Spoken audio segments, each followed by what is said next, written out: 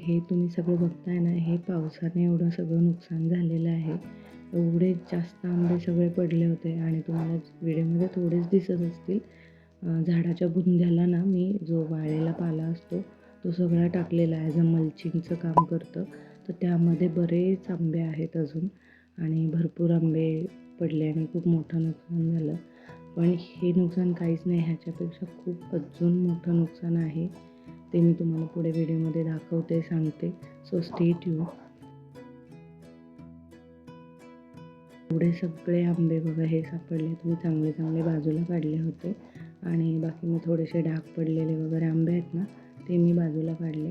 आणि next day सकाळी मॉर्निंगमध्ये ते सगळे मी आंबे बघा अशा बिया वगैरे सालं सगळे काढून थोड्याशा आंब्यांचा मी मुरांबा केला, जे चांगले ठेवले होते.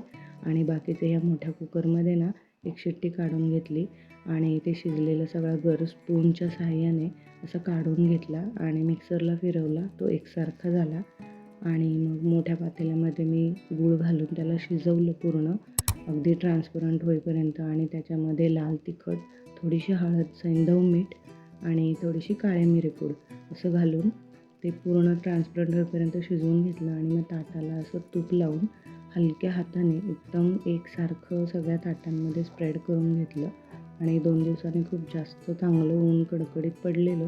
सो मग मी बाहेर कपड्यांचं जो सुकवायचा रॅक असतो त्याच्यावरती सगळं हे ताटं वाळायला ठेवले, कारण आमच्याकडे खूप वारं धूळ वगैरे असते, त्यामुळे वरती ठेवलं. आणि सायंकाळी मग घरात आणून त्याला मी असे सुरीने ना काप पाडून घेतले, कारण मग ते जास्त वाळलं की मग त्याचे पीस पडत नाहीत त्यामुळे. आणि मला त्याचं असं पट्ट्या काढायच्या होत्या, त्यामुळे मग मी सुरीने असं काप पाडून ठेवले. आणि मी हे डायनिंगवर ठेवलं. ही बघा एक पट्टी निघाली आणि ती परत मोकळी झाली होती थोड्या वेळाने. सो असं. आणि मग बघा मी शूट काही घेतलं नाही. हे नेक्स्ट डे मॉर्निंगमध्ये मी हे असं निघेल तेवढं काढलं. आणि काय झालं की उन्हामध्ये थोडा वेळ जास्त राहिलं माझ्याकडून कामांमध्ये आणि मग काही पट्ट्या व्यवस्थित निघल्या नाही, असं जरा तुकडे पडले. पण ते मुलं तर खाणारच आहेत. ते खूप टेस्टी लागतं हे आंबापोळी. आणि मग त्या ह्याच्यातले मी थोडंसं साक्षीच्या घरी आणि कल्याणीच्या घरी देणार, बाकी मग मुलांसाठी ठेवणार आहे. आणि व्हिडिओच्या सुरुवातीला मी म्हटलं मोठं नुकसान, तर नुकसान हे आहे बघा. ही आमची वरच्या मजल्याची बॅक गॅलरी आहे आणि डाव्या बाजूला दिसतो तुम्हाला आमचा जुना सोफा आहे.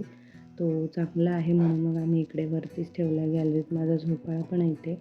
सो हे तुम्हाला सगळं दिसत असेल तर ह्या काचासारखं वाटत असेल तुम्हाला. काचा नाही आहेत त्या ॲक्च्युली. ह्याच्यावरती गॅलरीच्या वरती एक आपण शीट म्हणूया किंवा ॲक्रेलिक शीट किंवा फायबर शीट अशी बसवली होती. आणि त्यावेळेला पण बराच खर्च झाला होता आम्हाला. जो गारांचा पाऊस झाला त्यामध्ये त्याची अक्षरशः चाळण झालेली आहे बघा. आणि आत्ता म्हणजे जवळपास ना 20,000 ते 25,000चं नुकसान झालं आहे. कारशेडवरती आता जी शीट आहे ना तशा प्रकारची आता इथे आम्हाला बसवावी लागेल. सो हे एवढं मोठं नुकसान झालं आहे. आता नेचर आहे, त्याला काही करू शकत नाही. सो आजच्या ह्या छोट्याशा व्हिडिओमध्ये एवढंच. भेटते तुम्हाला नेक्स्ट व्हिडिओमध्ये. व्हिडिओ आवडला असेल तर लाईक करा, चॅनेलवर नवीन असाल तर सबस्क्राईब करा. भेटते तुम्हाला नेक्स्ट व्हिडिओमध्ये. Until then take care, bye.